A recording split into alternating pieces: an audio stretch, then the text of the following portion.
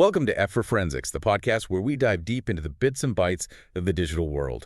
We are back with another exciting deep dive. We are, and this is a big one. Today F is for flash storage evidence in the modern drive. And let's just get right into it. We are living in the age of the solid-state drive. Completely. If you are looking for digital evidence in, well, any modern scenario, from investigating financial crime to tracking system activity, you are almost certainly not looking at old spinning platters anymore. At all. You're looking squarely at flash memory. Precisely. And flash storage, whether it's, embedded in your enterprise laptop's high-speed NVMe drive or a tiny USD stick or locked down inside your latest smartphone, it's now the fundamental storage medium for all digital evidence. Right. And for investigators, this transition from predictable magnetic media to these volatile solid-state chips has fundamentally rewritten the rules of engagement. It's a whole new game. It is. If you don't fully understand the unique sort of internal characteristics of flash memory, you are operating blind. You really are.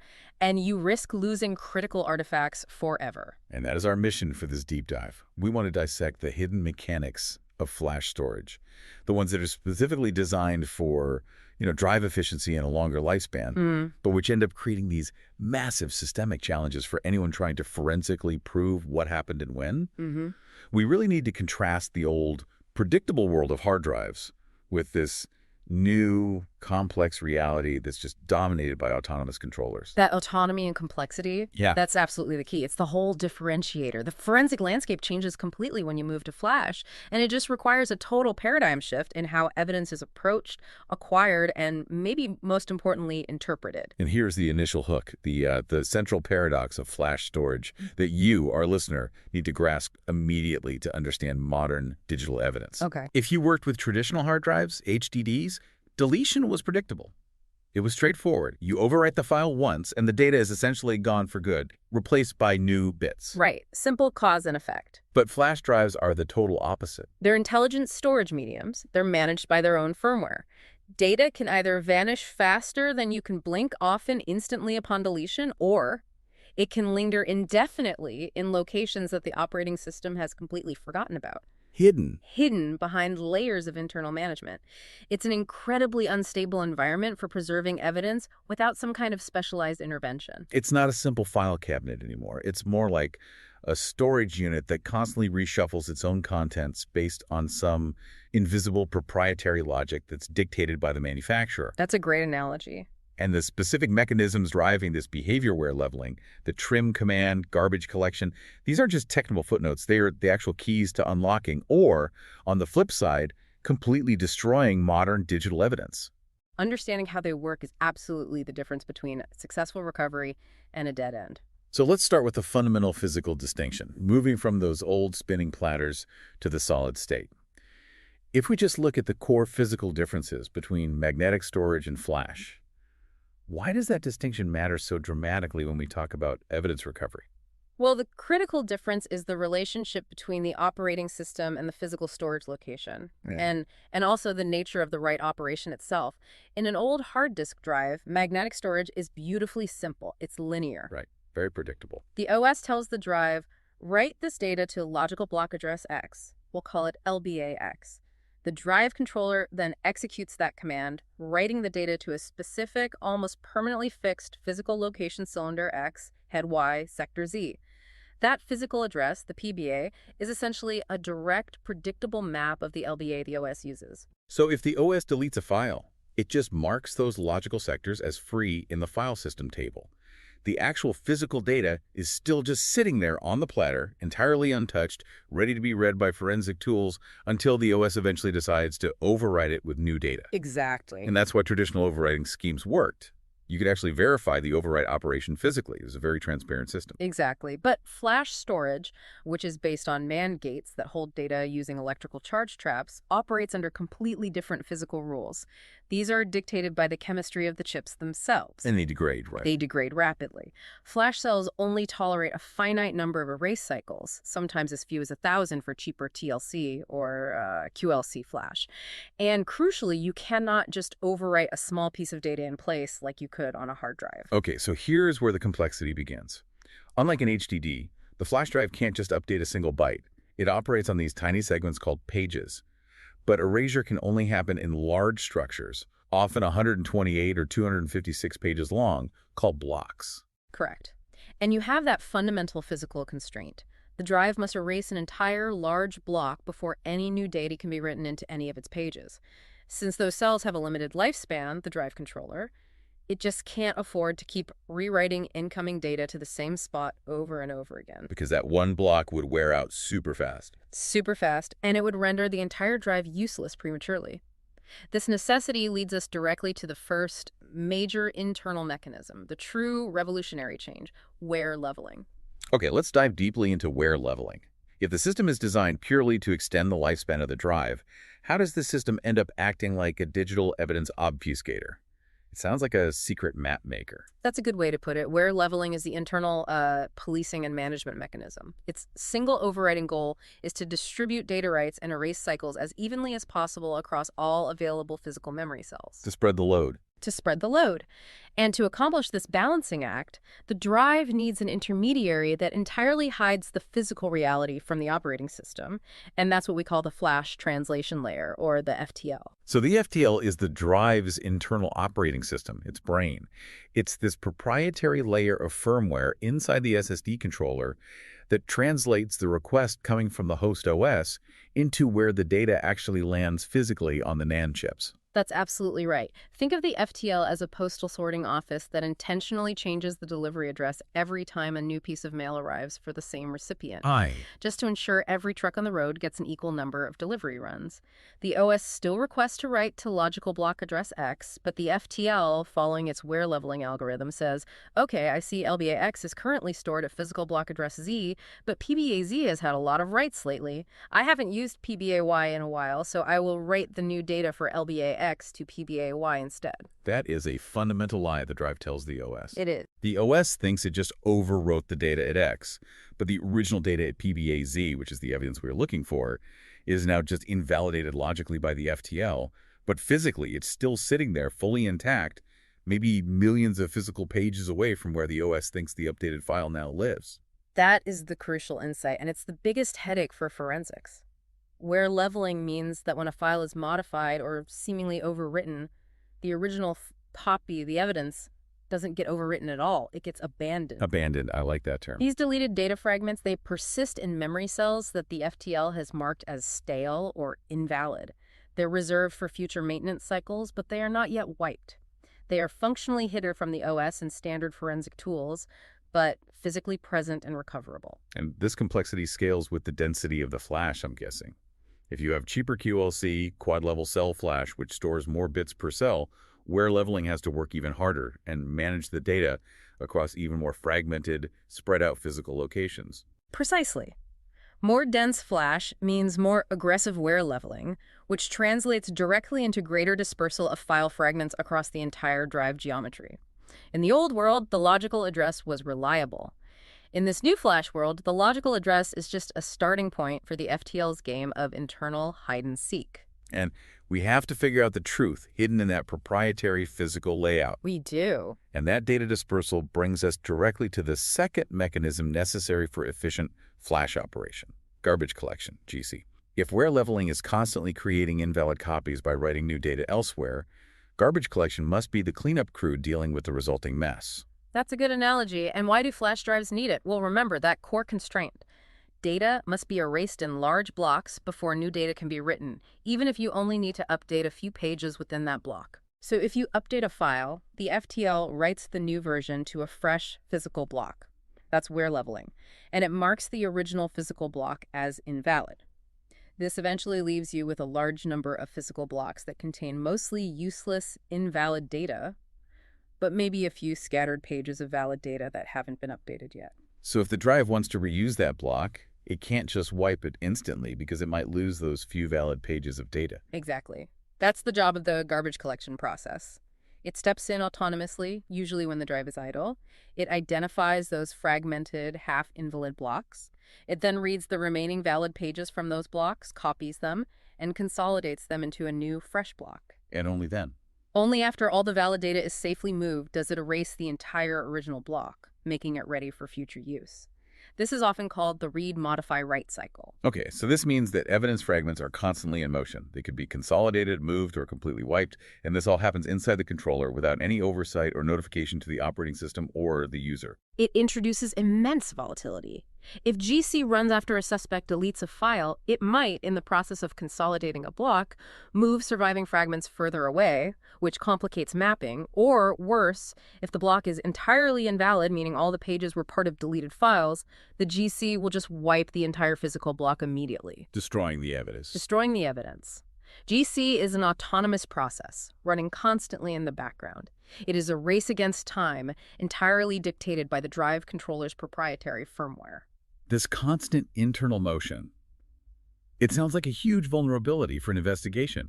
If an investigator just powers on a device and leaves it sitting on their bench for an hour while they prep their tools, they might accidentally trigger the garbage collection process, wiping critical, recoverable evidence. That is precisely the danger. Idle time is destructive time in flash forensics. You are effectively betting against the controller's firmware scheduling decisions. Which brings us to perhaps the most lethal blow to traditional digital forensics, a mechanism designed specifically to optimize this whole wear leveling and garbage collection process, the trim command. Lethal is the correct term for its forensic impact. Trim is an instruction, it's standardized by the ATA interface, that the host operating system sends to the SSD controller when a file is deleted or a sector is unallocated. Okay, so in the old HDD world, when you deleted a file, the OS just flipped a status bit in the master file table. The physical data stayed put, waiting for future overwrite. How is trim different? With trim, the OS sends the SSD controller a specific message. It says, I just logically unallocated this range of logical block addresses. You, the controller, no longer need to worry about preserving the data associated with those LBAs. Feel free to use those blocks for wear leveling or GC without needing to copy anything out first. And what does the controller do in response to this instruction? Does it wait for GC or does it act faster? It acts much faster. It recognizes that space is now officially unallocated, and critically, it is free to wipe the physical blocks associated with it immediately or very soon thereafter. Immediately. Unlike the old system where the overwrite might happen days or weeks later, many modern controllers will zero out those physical cells, often filling them with 0x000s, sometimes within milliseconds or seconds, especially if the device is currently idle or under maintenance stress. That is a fundamentally different forensic reality. If trim is enabled and executed, the data blocks are instantly zeroed out at the physical level. That renders traditional forensic techniques like simple file carving completely useless for that specific block. The evidence is gone before the investigator can even plug in their hardware. Wow. The implication for the investigator is stark.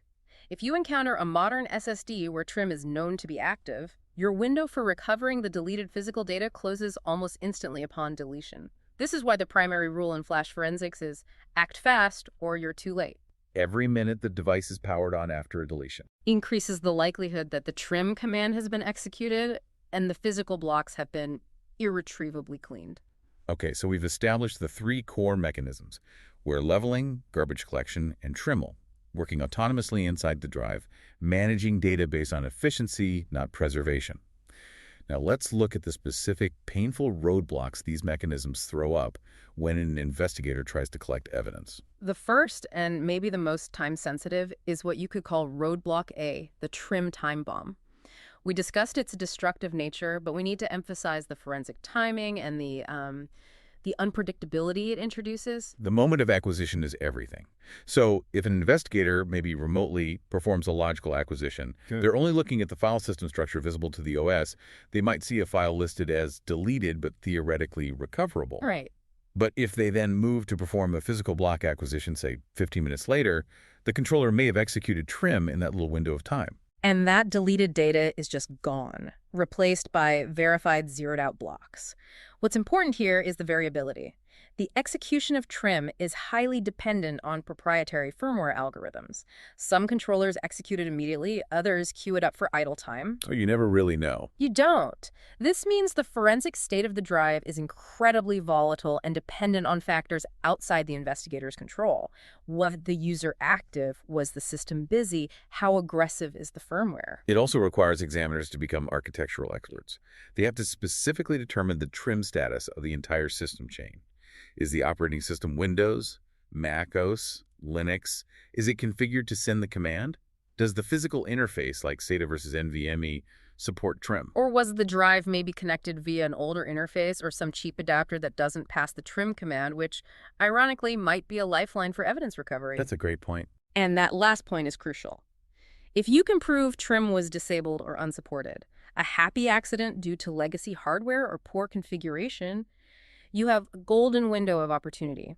You could potentially recover data that an uninformed examiner would just assume was instantly vaporized. But relying on that happy accident is reckless. Absolutely. Assuming trim is active is the necessary starting point for a successful flash forensic strategy. Next up is roadblock B, mapping chaos due to wear leveling. We established that the FTL separates the LBA, what the OS sees, from the PBA, where the data actually is. Why is that separation such an insurmountable headache for carving? It creates the black box problem. The FTL is essentially a constantly churning translation table, mapping the OS's logical request to the physical location on the NAND chips. And this table is dynamic. It changes constantly due to wear leveling moving data and GC consolidating blocks. So the problem is it's secret. The fundamental problem is that this FTL mapping table is proprietary. It's stored internally by the controller, and it's usually completely inaccessible to external forensic tools. So if I use a traditional sector reader to look at logical sector 100, I have no idea what I'm actually looking at. I don't know if that corresponds to physical block 5 million, which might contain the start of a recent document, or physical block 10, which might contain fragments of a 2-year-old deleted email. Exactly. The integrity of contiguous data is destroyed by design. This chaos makes direct sector reading and traditional file curving, which assumes file fragments will be in physically adjacent or logically sequential blocks, highly unreliable. Because they're not. They're not.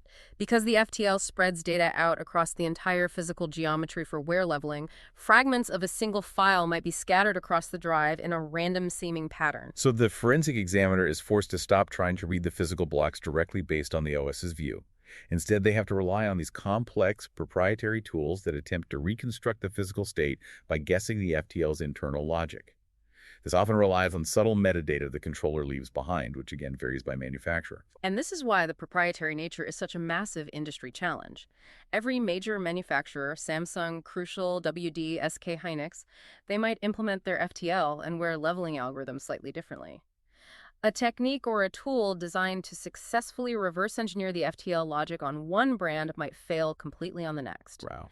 It means forensic competence has to be continuously adapted to specific hardware. It transforms the job into a constant game of reverse engineering. Which moves us on to roadblock C, hardware encryption complexity. This is less about data volatility and more about total access denial. The trend for years has been integrating built-in hardware-level encryption into SSDs and flash devices. This is a robust security feature, but for the investigator, it represents an existential threat to evidence recovery. Many modern devices, particularly self-encrypting drives or SEDs, which are common in enterprise laptops, utilize AES 256-bit encryption. The crucial point is that the encryption and decryption are handled by the physical controller before the data is ever written to or read from the NAND chips. So if that encryption is enabled, and the necessary decryption key isn't available, maybe the key is stored in a trusted platform module, a TPM, on the motherboard, or tied directly to a user's complex boot password, what does the physical acquisition of the device actually give you? Only encrypted gibberish. You acquire the raw data from the physical chips, but since the SSD controller is the component that performs the decryption, without that controller or the key, the entire physical image is mathematically useless. The whole game changes. It transforms the challenge from data recovery to key recovery. This often requires highly sophisticated, sometimes resource-prohibitive techniques to bypass security features or extract the key material from volatile memory. This means if an investigator is successful in bypassing the FTL and managing to carve fragments of data, those fragments are still encrypted blocks. If the key is unavailable, they have successfully recovered useless noise. Precisely. You've overcome two major hurdles, trim and wear leveling, only to be defeated by the third, hardware encryption. The focus shifts entirely. If you can't get the key, the underlying data integrity, no matter how perfect, is irrelevant. And we absolutely must connect all these challenges directly to the scale challenge, mobile devices.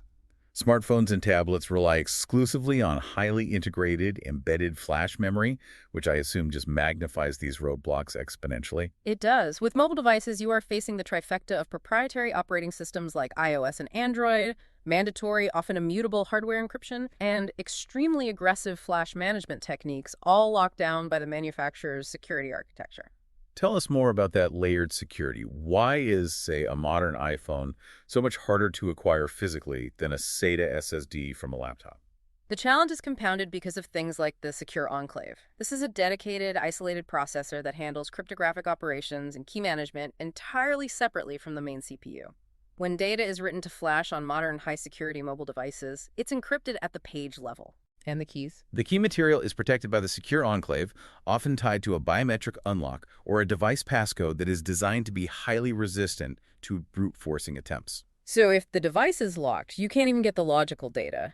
And if you attempt a physical acquisition, the secure enclave denies access to the decryption keys necessary to make sense of the FTL's raw data. It's a fortress. It is, correct. Yeah. Furthermore, the FTL implementation in mobile devices is often far more complex and intertwined with the proprietary OS and hardware stack than a standard PC SSD.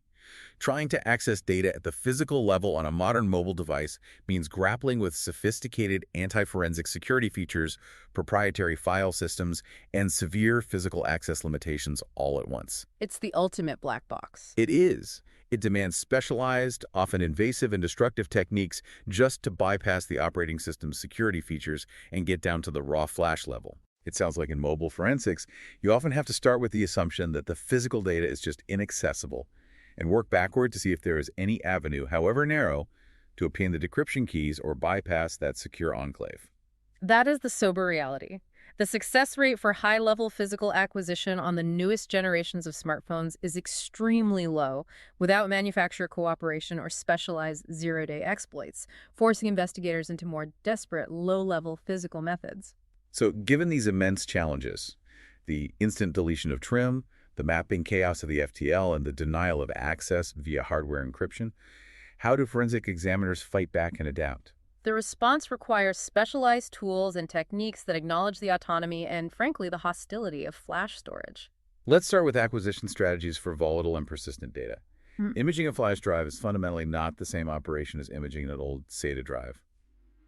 What's required in terms of hardware now? First and foremost, modern hardware imagers are essential, and they have to be highly capable. They need to handle the specific modern interfaces that SSDs use, primarily NVMe, non-volatile memory express, and the latest generation of SATA SSD command sets. Older imagers won't cut it. No. Older imagers designed for magnetic media often cannot correctly issue the required commands to properly manage the acquisition of flash, or they just fail to handle the high-speed throughput of NVMe drives, which use the PCI bus instead of the traditional SATA protocol. And what about the crucial element of preservation?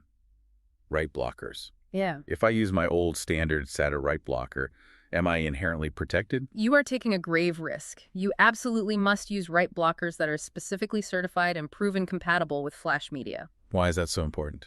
The central concern is preventing any inadvertent command, whether it's a standard write or a maintenance request, from being passed through to the SSD controller. That could potentially activate trim or trigger garbage collection cycles during the acquisition phase.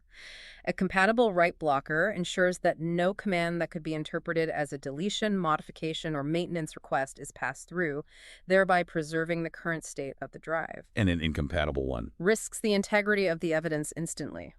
Now, when simple imaging fails, especially with devices like locked mobile phones, we need what you called embedded acquisition techniques.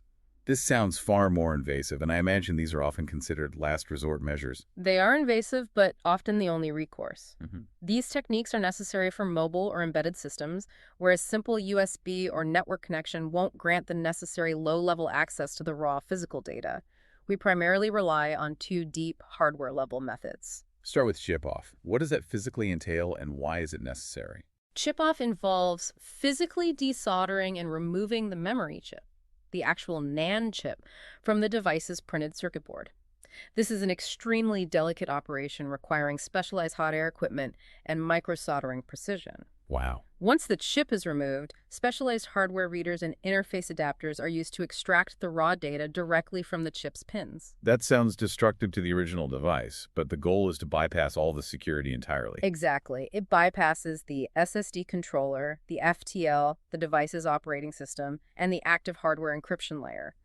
Though it's important to note the raw data extracted will still be encrypted if the device used SED capabilities, forcing the examiner to then reverse engineer the encryption keys. But it gets you the raw data. It gets you the raw data. It's necessary when the device is physically damaged, when the OS security is impenetrable, or when the FTL has deliberately hidden the evidence from higher-level extraction. And what about JTAG? That sounds like a technical backdoor. JTAG, or Joint Test Action Group, refers to utilizing the debug ports or interfaces often found exposed on circuit boards, usually for manufacturer testing or programming during assembly.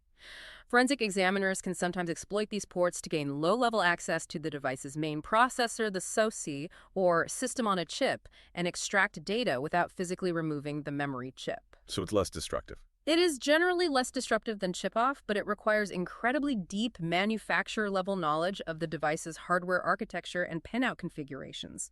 If successful, it provides a powerful, low-level data dump. Okay, so once that raw, physical, often fragmented data is acquired, whether through imaging or chip-off, we move to the analysis phase. This is where standard forensic suites need to evolve into what you call flash-aware analysis platforms. Right. Standard carving tools simply weren't built for this scattered, non-contiguous reality. Commercial analysis tools, the big players like Ncase, FTK, and Magnet XIM have spent years adapting by developing flashware parsing and reconstruction capabilities. But since they cannot access the FTR table directly, that proprietary black box, how do these sophisticated tools attempt to account for the scattering caused by wear leveling? They rely on sophisticated heuristics and intensive pattern matching. They can't ask the FTL where file fragments are, so they have to deduce it. They scan the massive unallocated space looking for specific signatures, metadata headers like file system remnants or application-specific logs, and internal timestamps that the controller might have left behind. So they're trying to piece it together like a puzzle. They're trying to link pages that, based on internal structure and time references, logically belong together, even if the FTL has physically spread them across gigabytes of space. They are essentially attempting to guess or reverse engineer the FTL's proprietary logic. This must be incredibly resource-intensive and often requires specialized software modules, leading us to the necessity of deep carving and custom research. Absolutely. The complexity of the unallocated space in flash drives means that standard file carving, just looking for large, recognizable file headers, is often insufficient. Specialized software modules, like those found in open-source tools like Autopsy or custom commercial offerings, are designed to look for much smaller, fragmented artifacts within those complex physical blocks. Things standard tools might miss. Right, including slack space artifacts that might contain remnants of older data moved during garbage collection. And sometimes if you encounter a brand new drive or a niche industrial controller, you need to go completely custom, I imagine. Indeed. If you run into an unusual SSD controller model, there may be no public knowledge about its FTL. You might require custom forensic research, essentially a full-on engineering project, to analyze the controller's behavior, identify its unique wear leveling patterns, and understand how its firmware handles metadata updates. And that's not just for recovery, is it? No, this level of proprietary knowledge or intensive analysis is often required not just to recover the data, but to validate the recovery method so it can withstand cross-examination in court. So bringing this all together, what's the optimal forensic strategy? It sounds like we need a hybrid approach and a critical focus on volatility as a backup plan. The optimal strategy has to acknowledge the inherent difficulty in volatility. It requires combining multiple methods in a rapid, sequential manner. Step 1. Immediately acquiring the physical image of the device using serialized, flash-compatible tools to prevent TREAM or GC activation. Right. Step 2. Aggressively carve the unallocated physical space using flashware tools, attempting to reconstruct fragments despite the FTL chaos. And then Step 3. Compare and correlate those results to any available logical extractions or, critically, any volatile data captured. That's where memory forensics comes back into play, which we've discussed in depth before. The relevance of volatility analyzing temporary data in RAM is critical on systems backed by flash storage. That memory might contain information that never even made it to the flash, or, more importantly, the critical decryption keys. Absolutely. If the system is still running, volatile memory often holds the temporary file content, process activity, and most critically, the encryption key material needed to unlock that hardware-encrypted SSD. Volatility acts as an essential safety net and an alternative path to evidence when the physical flash roadblocks, especially encryption, prove too difficult to overcome directly. You attack the data in motion rather than the data at rest. Exactly. Theory is essential, but seeing these complex principles play out in real investigations is what truly drives home the importance of this knowledge. Let's look at some real-world case studies where flash memory either unexpectedly preserved or instantaneously destroyed critical evidence. Let's start with an example of persistence, where the drive's internal system inadvertently becomes the investigator's best friend. This is case study 1, the wear leveling lifeline. Okay, set the scene for us. It involves a suspect who believed they were extremely clever about deletion. The case involved corporate espionage. A key employee deleted thousands of sensitive documents from a high-capacity USB stick just hours before their interview. They used standard OS deletion, and then they formatted the drive via the quick format option, believing the data was irrevocably gone. So the investigator initially faced an apparently blank drive with a pristine file system. Correct. But the data was recovered. How did the autonomous nature of the flash drive help the investigation? The key was that the controller was actively engaged in wear leveling. When the OS issued the delete instructions and the subsequent quick format, the FTL simply invalidated the logical address pointers and wrote the new blank file system tables to fresh physical locations. Because this was a large capacity drive and the controller had recently been heavily used, the FTL didn't immediately have time to clean up all the old physical blocks. So the original data, the critical documents, were left untouched, sitting in memory cells marked internally as invalid but physically recoverable. Precisely. The moment the forensic examiner performed a raw physical acquisition, they were able to use deep carving techniques to reconstruct thousands of fragments and eventually whole files. The crucial factor was that the FTL had postponed the cleaning process to manage the right distribution. What if they'd done it differently? If the suspect had used a secure deletion tool that wrote 0x00s to every sector, or if the controller had executed an aggressive trim cycle, the evidence would have been lost. So the aha moment here is that wear leveling, intended purely for drive longevity, inadvertently bought the evidence time by separating the logical deletion from the physical reality. It preserved the original data's physical location while moving the OS's logical view somewhere else. It proves that the physical integrity of the data persists longer than its logical address, creating recoverable artifacts in the unallocated space that an investigator must know how to find. Okay, now let's contrast that scenario with one illustrating the sheer fragility of flash evidence. Case study 2. The disabled trim golden window. This is a case of fortunate oversight. It is. This investigation focused on a large-scale cybercrime operation, and a critical piece of hardware was a high-end desktop running a popular operating system backed by an SSD. The suspect had deleted a massive volume of communication data, believing the trim command would instantly vaporize it. But the data was recoverable, which means trim failed to execute. Why? The forensics team discovered that due to a combination of factors, possibly an older utility used during initial system setup, or a non-standard configuration of the disk interface driver, the critical trim setting within the OS was disabled.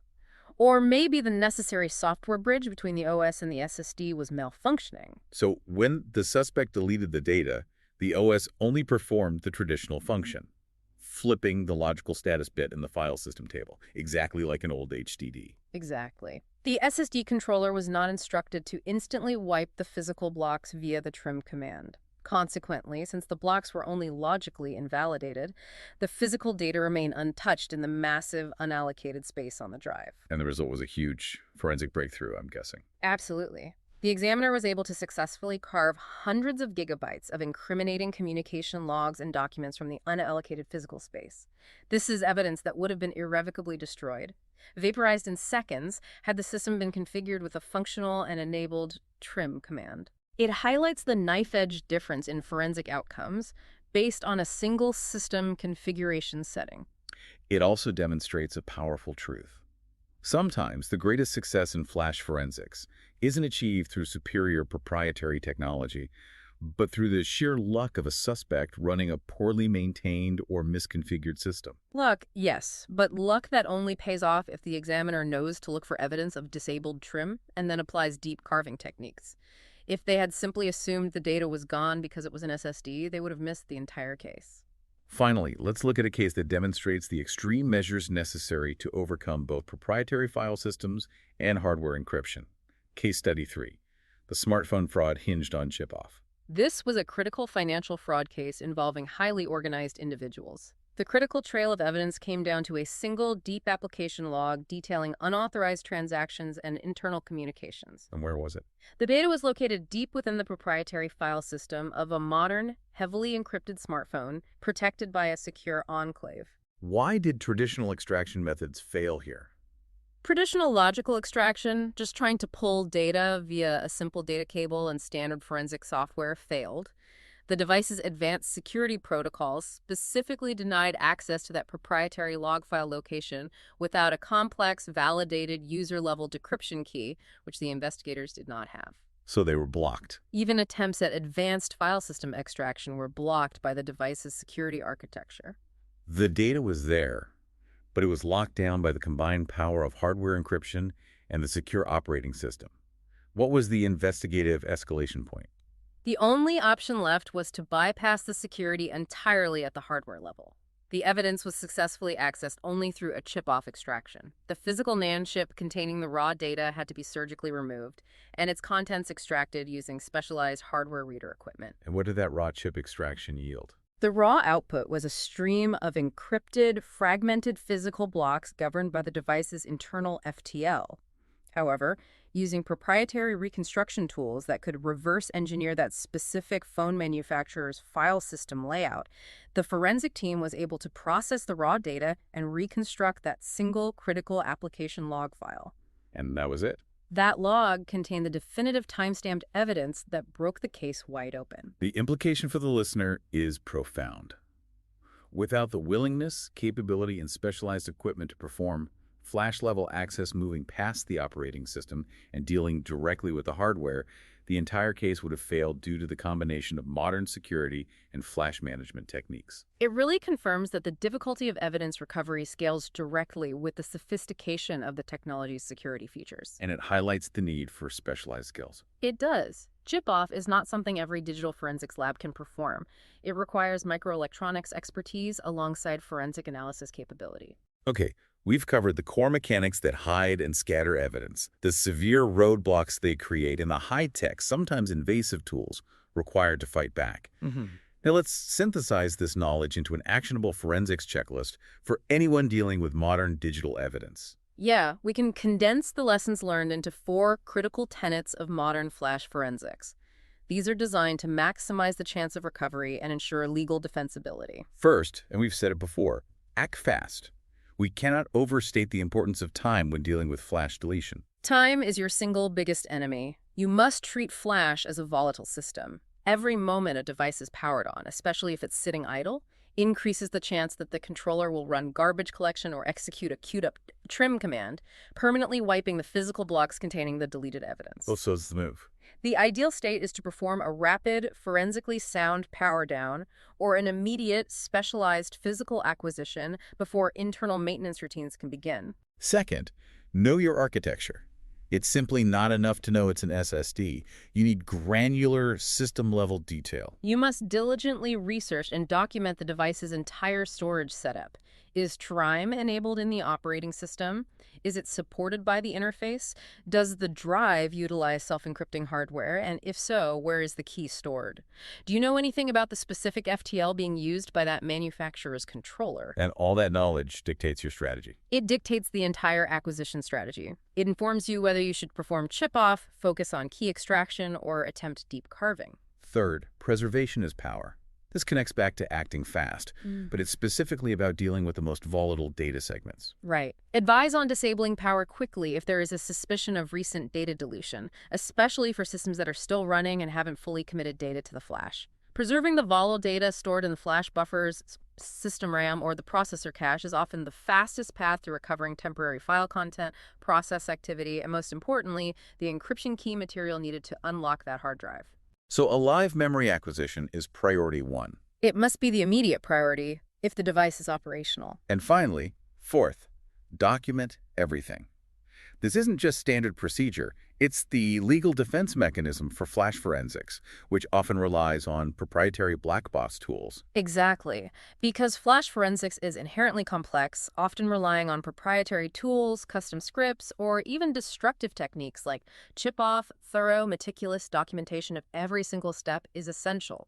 You must record the exact method used to bypass encryption, the specific version of the flash-aware carving tool, and the justification for using low-level techniques. So you can defend it in court. This complete chain of custody and methodology is required to withstand legal challenges in court and prove that the recovered evidence, despite the drive's internal chaos, is both accurate and authentic. So what does this all mean for you, the listener? The core lesson we want to leave you with today is that you must treat flash storage not just as a simple passive medium, but as an intelligent, autonomous, and potentially hostile system. It manages itself, it cleans itself, it moves data based on internal firmware logic designed for efficiency, not discovery. The days of simple, predictable block addressing and leisurely acquisition are comprehensively over. Flash storage has raised the bar for what competence means in digital forensics. And that leads us to the final provocative thought for you to consider as you move forward in your understanding of digital evidence. Never assume a file labeled deleted is truly gone where leveling might have preserved it. Conversely, never assume a file is truly recoverable. Trim might have instantly vaporized it. Flash memory holds deep secrets, driven entirely by concerns of efficiency and lifespan, and the future of forensics depends entirely on the ability to understand those secrets and uncover them before the drive's firmware decides to erase them forever. That is a fascinating and intensely complex look into the tiny chips that hold the entire digital world. Thank you for joining us for this deep dive into the labyrinth of flash storage evidence. The journey through digital forensics requires constant adaptation. The tools and techniques we discussed today, from NVMe imagers to chip-off, are rapidly evolving. Just as the hardware itself changes every year, it demands continuous learning. And next time, we're going to pull all these complicated fragmented threads together. We've talked about file systems, we've covered memory forensics, analyzed system timelines, and now we've mastered the secrets of flash storage. The next deep dive is going to be big. It's where all the elements synthesize. We're discussing F is for the final piece. Breaking a case wide open. We will walk through exactly how an investigator takes all these disparate pieces of evidence, the fragmented log from the wear-level flash drive, the temporary file from volatile memory, the timestamps from the file system, and reconstructs the definitive, unimpeachable narrative needed to crack a complex case. You won't want to miss seeing how the complete picture comes into focus. It's the application of everything we've learned so far, bringing clarity out of digital chaos. Make sure you subscribe and follow us on social media at F4Forensics so you don't miss it. Stay curious, stay careful.